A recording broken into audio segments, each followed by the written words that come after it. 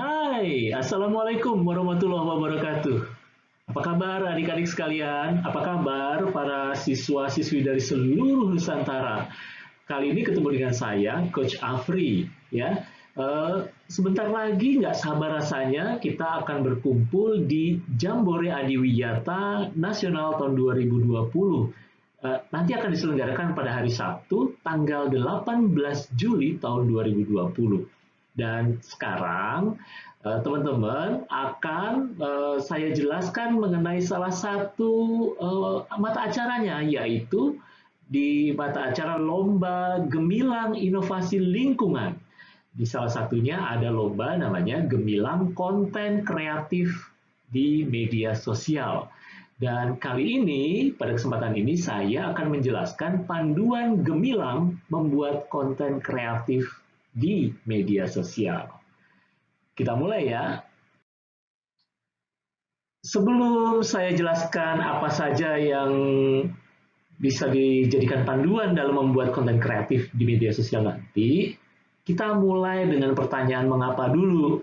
Mengapa kita membuat konten kreatif di media sosial dengan gemilang? Gitu. Kenapa sih kita bikin konten kreatif? Biasanya jawabannya pasti ya, supaya menghibur kan, gitu. Dan yes, itu betul, tidak salah. Tapi di gemilang konten kreatif ini, teman-teman akan membuat konten yang tidak sekedar menghibur ya, gitu. Karena ada nilai-nilai lain yang akan kalian sasar dalam membuat konten kreatif ini. Nah, selain menghibur, maka konten kreatif kalian harus juga mempunyai nilai menginformasi. Oke, jadi nanti para follower kalian, para orang-orang yang berinteraksi dengan konten media sosial kalian akan jadi tahu gitu. Dari yang tidak tahu menjadi tahu, dari tahunya cuma sedikit jadi tahu lebih banyak, yang tadinya belum paham jadi lebih paham. Maka konten itu harus punya nilai informasi. Oke? Nah, selanjutnya, selain mempunyai nilai informasi, konten kreatif kalian juga harus mempunyai nilai edukasi. Maka konten itu harus bisa mengedukasi. Nanti konten kreatif kalian kan ditonton oleh seluruh orang di Indonesia, bahkan mungkin juga seluruh dunia kan, gitu. Maka konten itu harus bisa mengedukasi, membuat orang jadi belajar. Jadi kita memberikan sesuatu ilmu pengetahuan, memberikan suatu keterampilan, atau memberikan informasi bahwa ada kegiatan yang bermanfaat yang bisa dilakukan. Gitu. Jadi yang kedua, selain menginformasi, yaitu mengedukasi. Dan selanjutnya yang terakhir, selain menginformasi dan mengedukasi, maka konten kalian itu harus menginspirasi. Oke ya, artinya nanti seluruh orang yang menyaksikan konten kalian itu bisa jadi muncul ide baru karena konten kalian. Jadi terinspirasi untuk ikut melakukan, terinspirasi untuk mengembangkannya menjadi ide-ide yang banyak lagi gitu. Maka itulah mengapa kita membuat gemilang konten kreatif di media sosial. Selain untuk menghibur, tapi juga menginformasi, mengedukasi, dan menginspirasi. Oke, jelas ya? Nah, sekarang kita mulai dengan panduan gemilang. Nah, gemilang nanti kita akan bagi panduan ini menjadi 3.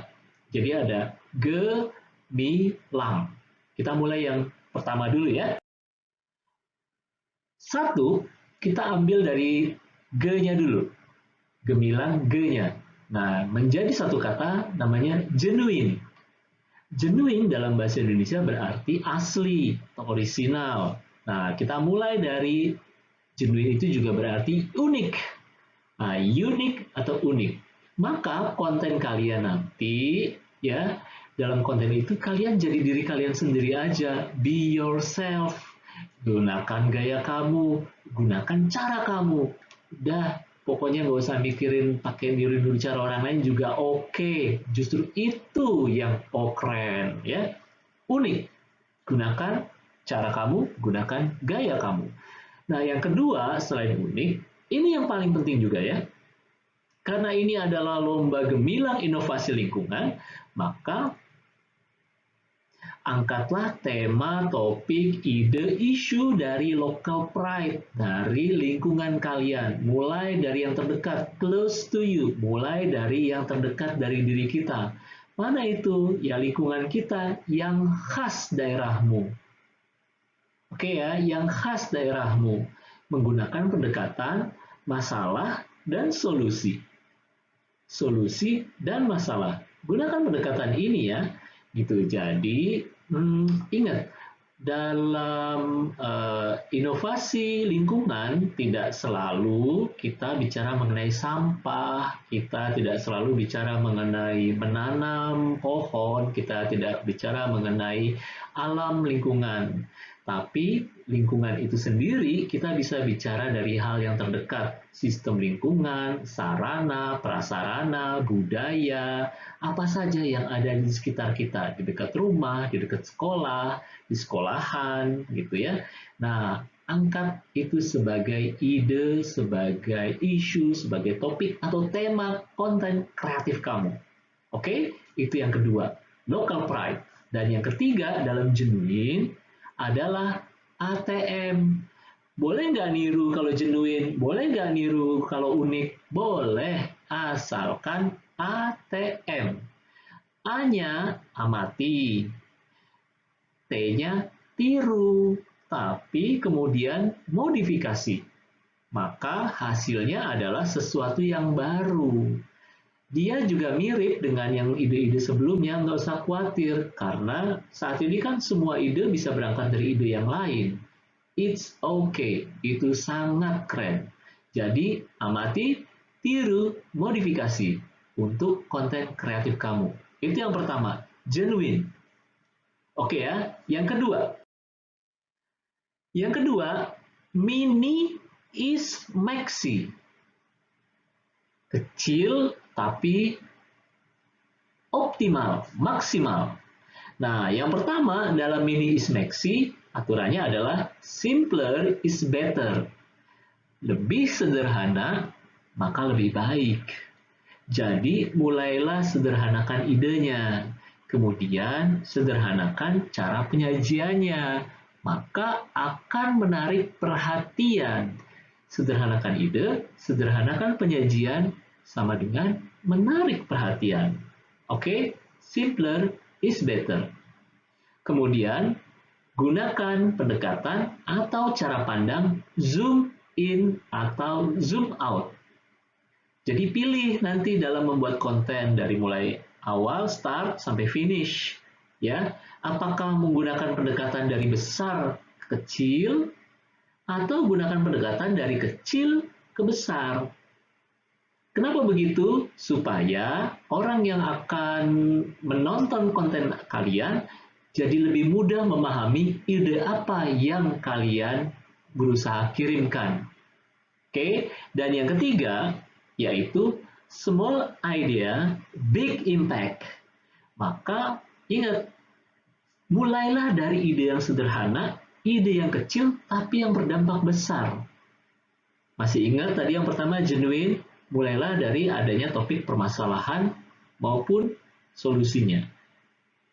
Oke, dari problem maupun solusinya.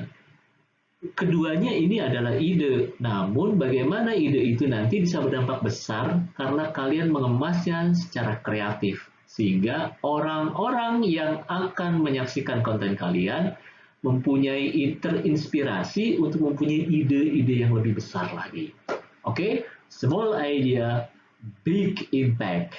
Itu yang kedua. Kemudian yang ketiga, nah, language. Gemilang, kita punya language yang ketiga. Language, bahasa.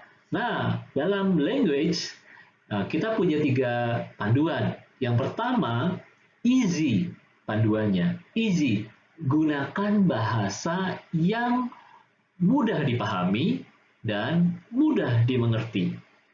Oke ya. Boleh nggak kalau aku orang daerah pakai bahasa daerah? Eits, kenapa enggak? Boleh-boleh aja.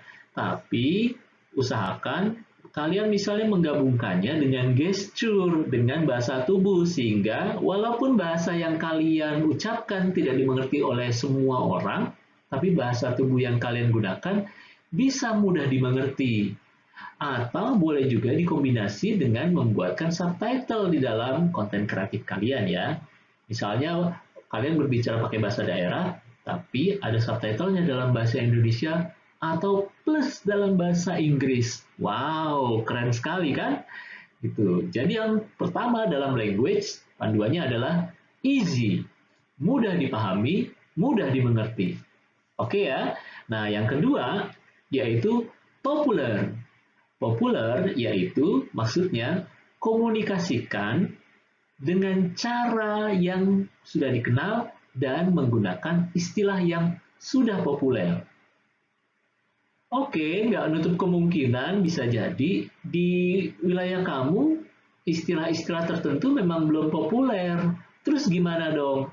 Kalau begitu, maka kalian bisa kembali mengkombinasikannya lagi dengan menggunakan subtitle atau penambahan caption di dalam konten kreatif. Atau jelaskan aja secara verbal bahwa istilah ini adalah secara umum di daerah lain dikenal sebagai apa. Begitu.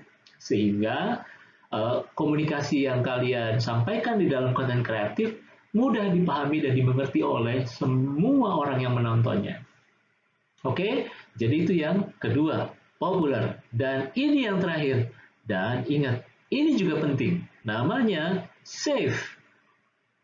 Oke ya, namanya safe. Apa itu? Ingat ya, kali ini kita berada di era digital yang siapa saja itu bisa menyaksikan konten yang kita posting di media sosial. Maka pastikan kalian aman, safe. Aman dari Undang-Undang ITE, Undang-Undang Informasi Teknologi dan Elektronik. Jadi, usahakan konten kreatif kalian tidak berisi prank, tidak menggunakan isu topik tema SARA, dan tidak hoax. Sehingga konten kreatif kalian di media sosial akan aman dari Undang-Undang ITE. Jadi, itu semua 3 panduan gemilang. Genuine, mini is maxi, dan language. Oke? Nah, kalau begitu, sudah semuanya ya saya jelaskan mengenai gemilang membuat konten kreatif di media sosial. Jadi adik-adik semuanya semangat ya. Ayo bikin konten kreatif dengan ide-ide kalian yang unik, dengan ide-ide kalian yang sangat kreatif khas daerah kalian, dan jangan lupa sensitif terhadap isu-isu yang ada di sekitar kalian, di kanan kiri, di sebelah rumah, di sebelah sekolahan, dan di sekitar kalian ya. Dan jangan lupa nanti konten kalian itu di-tag ke media sosial saya, yaitu Instagram saya di Animo Indonesia dan @afriantonur. Tag saya, nanti kita ikut saling follow-followan ya. Yang follow saya pasti saya langsung follow back. Gak usah khawatir. Dan akan saya minta teman-teman saya, follower saya semua untuk nge-like konten kamu. Apalagi konten kamu yang memang keren-keren nanti. Dan gak usah khawatir juga, panduan ini bisa kalian saksikan di channel YouTube saya di catatan Coach Afri. Jadi, akses saja ke channel YouTube Catatan Coach Afri. Temukan video ini, panduan gemilang membuat konten kreatif di media sosial. Dan jangan lupa subscribe, like, dan share videonya. Oke, siap-siap sampai ketemu di Jambore Adiwiyata Nasional tahun 2020. Adik-adik semua, selamat berkreasi, terus berprestasi, dan selalu menginspirasi. Bye. Assalamualaikum warahmatullahi wabarakatuh.